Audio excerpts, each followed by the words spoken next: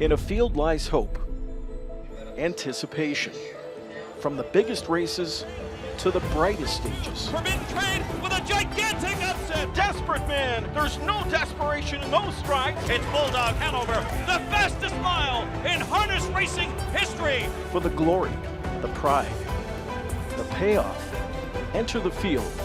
The Ontario Sire Stakes program, from Ontario farms to the world stage. The London Classic Yearling Sale, Canada's premier standardbred auction, returns October 15th and 16th to the Western Fair District Agriplex. Recent London sale standouts include O'Brien Award winners and millionaire performers, Logan Park, Fashion Frenzy, and Stockade Seelster. Leading North American consigners and yearlings by the sport's top sires, all under one roof in a world-class facility. Find your next champion at the London Classic Yearling Sale. Find out more by visiting londonclassic.ca.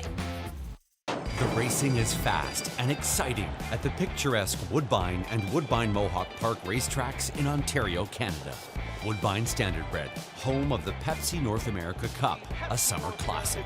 Pebble Beach in Iran. And Woodbine Thoroughbred, home of the historic King's Plate. But the mighty filly has devastated them. Full fields, exotic wagers, iconic events. Play Woodbine Thoroughbred and Woodbine Standardbred today at your favorite wagering location. Today, we're catching up with Mark Etsell. He took home 2 O'Brien Awards from this past season and has his fingers crossed that this year compares to last. I'm Jaimi MacDonald, and we're here at Ideal Training Center checking in on his 2s in training on Harness Racing Update.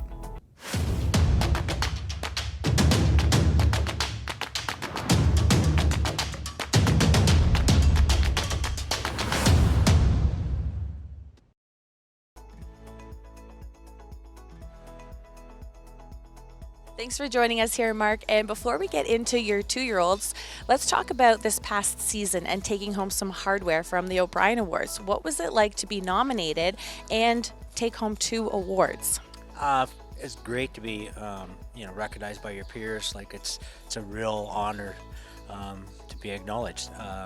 We work hard, and the hard work shows off, I guess. And of course, Adare Castle taking home her 2nd one in her lifetime. What's it like having her in your barn? It's just been a great experience from day one. She's a horse that shows up all the time, and she enjoys her work. She's coming back really strong now. This year she had a little more downtime because we quit with her right after the Breeders' Crown, so she got pretty well 3 months off, and she really filled out, and her attitude's really changed. She's really quite sassy right now, so we have a interesting time getting out of the barn some days. One of the ones that you deal with the sass, though. Yeah, we can put up with it.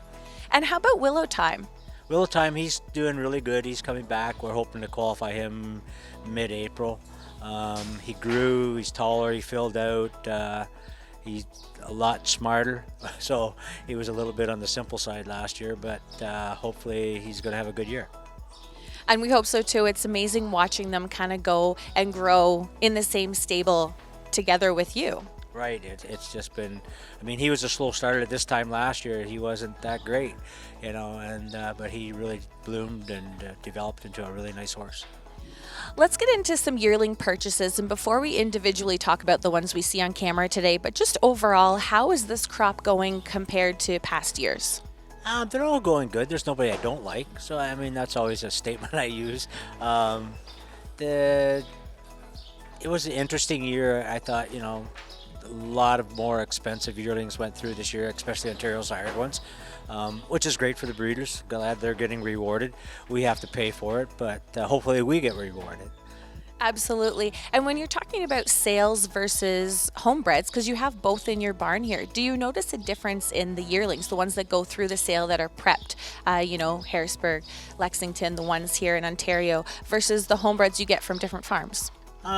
Yeah, the ones from the sale are a little more fitted maybe, but our homebreds, it doesn't seem to take long to get them into the same kind of form as the sale ones are. And when you're at the sales looking for your purchases, of course, price point is always an issue for every trainer and owner. But what are you looking for if price wasn't an option?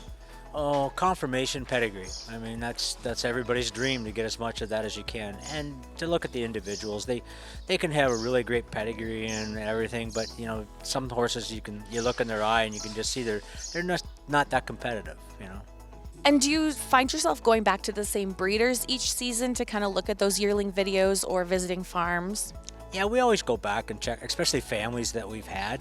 We'd like to see them because, you know, sometimes you see traits in one that go forward, and there's certain farms I like buying from. Like, I mean, Hunterdon's a great farm. They raise great individuals, and we always look at theirs. Perfect. So let's get into the ones we saw on the track today. The first one is Sweet Emily T from Lexington for $18,000. Yeah, I had her sister, Sweet Ashley T. She was a muscle mass. She raced okay, won a couple sire stakes. Wasn't as big as this filly. Yeah, I wanted a six-pack the year before, and I didn't get one. And this one come along, and I liked her because, like I said, I had the sister, and this one's a much better individual, and so I took a shot. And how about YS Queen Beth? Well, Ice Queen Beth, I think, you know, it could be one of the buys of the sale. Like, we only paid $20 for her, and she just doesn't do nothing wrong. And we'll see how she develops speed-wise, but so far we really like her. And moving on to another muscle mass filly here at Lily Lace. Lily Lace is quite a girl. She has a bit of an attitude, but from my understanding, the whole family did. So all the other sisters did too. Lots of talent, just has some little quirks. Doesn't like other horse. It's funny, she doesn't like other horses in the racetrack, but in the barn she's great with them. You can walk one by her and never does nothing. On the racetrack she tries to kick them, tries to run into them. Like, she's a special unit. Just needs to learn some manners. Yes, some manners, yes. And how about your muscle mass colt here, Hey Dad? Hey Dad, he's a homebred of Jimmy Whalens and Terry DeVos. I trained the mother for a period of time as a 2-year-old. Nice big colt, does everything right. We'll see how he goes. And Muscle Spasm from Harrisburg for $40,000. Really like him. I liked him when I bought him. So nice family, good attitude, likes to do things right. We're hoping for big things. This next one here is Royalty for Life colt Sound and Vision. Sound and Vision, he wasn't on my list. Terry phoned me, we were at the sale, and said, because it's out of one of his mares in his family, and said, go look at him, see what you think. And so I did. I said, he's okay, he's a little small, but he'll do. I said, but we're not going to get more than 25 for him. So I think we bought him for 23. So, but he does everything right. He's got a good attitude. Now, when he got broke, he wouldn't go with a blind bridle on. He'd just stop and do bad things.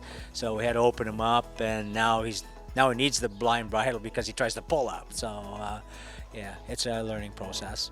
Absolutely. With each one too, it doesn't mean that just because one week they're going with open or blind, the next week they'll do the same. They'll do the same. They keep you going. Like a couple of them ones today, like they did things today they've never done before. So yeah, it's a challenge every day. And moving on to Shutter Green, one of your more expensive purchases, $50,000 from Harrisburg. Shutter Green, I really liked him. I really loved his video. I really liked the family. I talked to Tron Smedgehammer. He had one of the fillies out of that mare, but he said she was really small. And this colt, I mean, he's not a big colt, but he's a nice medium-sized colt and really sturdy. So I really like him, and we're just hoping he's a green Manalishi, and we're hoping that they have a good year. And how about Horse Tradin? Horse Tradin, that's Willowtime's brother. We call him the animal. He's a vicious little guy in the barn. He likes to play. He was gelded early. He'll bite you, he'll strike at you, but on the track he's really good. And last but certainly not least, Uncensored. Uncensored, he's a homebred too of Link Stables.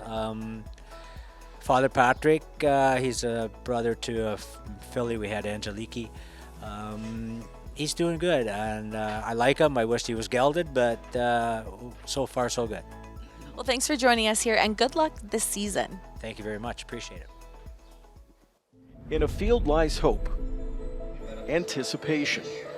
From the biggest races to the brightest stages. Forbidden Trade with a gigantic upset. Desperate man. There's no desperation in those strides. It's Bulldog Hanover, the fastest mile in harness racing history. For the glory, the pride, the payoff, enter the field. The Ontario Sire Stakes program, from Ontario farms to the world stage. The London Classic Yearling Sale, Canada's premier standardbred auction, returns October 15th and 16th to the Western Fair District Agriplex. Recent London sales standouts include O'Brien Award winners and millionaire performers, Logan Park, Fashion Frenzy, and Stockade Seelster. Leading North American consigners and yearlings by the sport's top sires, all under one roof in a world-class facility. Find your next champion at the London Classic Yearling Sale. Find out more by visiting londonclassic.ca. The racing is fast and exciting at the picturesque Woodbine and Woodbine Mohawk Park racetracks in Ontario, Canada. Woodbine Standardbred, home of the Pepsi North America Cup, a summer classic. Pebble Beach in Iran. And Woodbine Thoroughbred, home of the historic King's Plate. But the mighty filly has devastated them. Full fields, exotic wagers, iconic events. Play Woodbine Thoroughbred and Woodbine Standardbred today at your favorite wagering location.